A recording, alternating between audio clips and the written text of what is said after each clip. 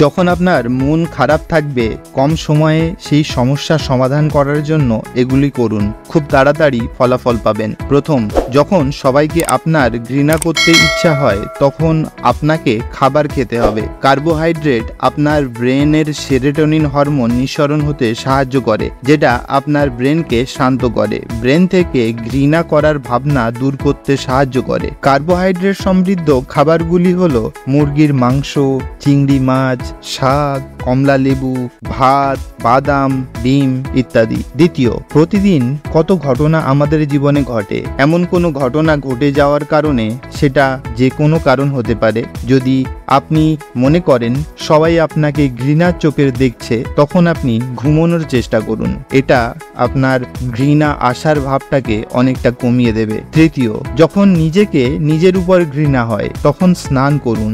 স্নান করা শুধু আমাদের শরীরকে পরিষ্কার করে না, এটার অনেক হেলথ বেনিফিটও আছে। যখন আপনার দ্বারা ঘটে যাওয়া কোনো কাজ, কোনো কিছুর কারণে নিজের উপর ঘৃণা করতে থাকেন, আপনি যদি স্নান করে নেন, আপনার নিজের প্রতি ঘৃণা করার মনোভাবটা অনেকটা কম করে দেয়। চতুর্থ, যখন আপনার মাথায় অসংখ্য চিন্তাভাবনা আসে তখন সেগুলো লিখে ফেলুন, সঠিক রাস্তা ঠিক বেরিয়ে আসবে। প্রতিদিন আমাদের মাথায় প্রায় 60,000-এর কাছাকাছি চিন্তাভাবনা আসে। যখন আমাদের চিন্তা এগুলোকে আমাদের পেপারের উপরে লিখতে থাকি আর এটাকে বারবার পড়তে থাকি, এটা আমাদের সঠিক জিনিস খুঁজে নিতে সাহায্য করে। পঞ্চম, যখন আপনি অতীত থেকে বেরিয়ে আসতে পারছেন না তখন ভবিষ্যতের পরিকল্পনা করুন। যখন অতীতের ঘটে যাওয়া কোনো কাজের জন্য আপনি নিজেকে ক্ষমা করতে পারছেন না আর সেটা আপনার মনের মধ্যে বারবার ফিরে আসছে, আপনি যত ভুলে যাওয়ার চেষ্টা করবেন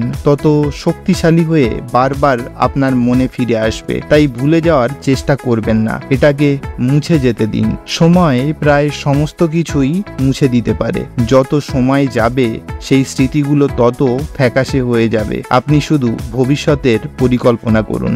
ষষ্ঠ, যদি ভবিষ্যৎ নিয়ে আপনি চিন্তিত হয়ে থাকেন তাহলে বর্তমানের উপর নজর দিন। আমরা অনেক বড় কিছু করব এটা ভাবি আর ভাবতেই আমাদের সমস্ত সময় চলে যেতে থাকে। আমাদের বর্তমানের কাজের উপরে আমাদের ভবিষ্যৎ তৈরি হয়। আমরা বর্তমানে যদি কাজ না করি তবেই না আমরা ভবিষ্যৎ নিয়ে ভাবার সময় পাবো। যদি আমরা কাজের মধ্যে ডুবে থাকি তবে আমরা ভবিষ্যৎ নিয়ে ভাবার সময় পাবো না আর আরো ফোকাসড হয়ে বর্তমানের উপর কাজ করতে পারবো। সপ্তম, যদি আপনার মন অশান্ত থাকে তাহলে হাঁটতে শুরু করে দিন, এটা আপনার মনকে শান্ত করে দেবে। অষ্টম, যদি আপনি হার মেনে নেবার কথা ভাবছেন, সেই সময়ের কথা ভাবুন যে সময় আপনি জিতেছিলেন, এটা আপনার হার স্বীকার করে নেয়ার মনোভাবকে পরিবর্তন করে দেবে। সম্পূর্ণ ভিডিওটি দেখার জন্য ধন্যবাদ।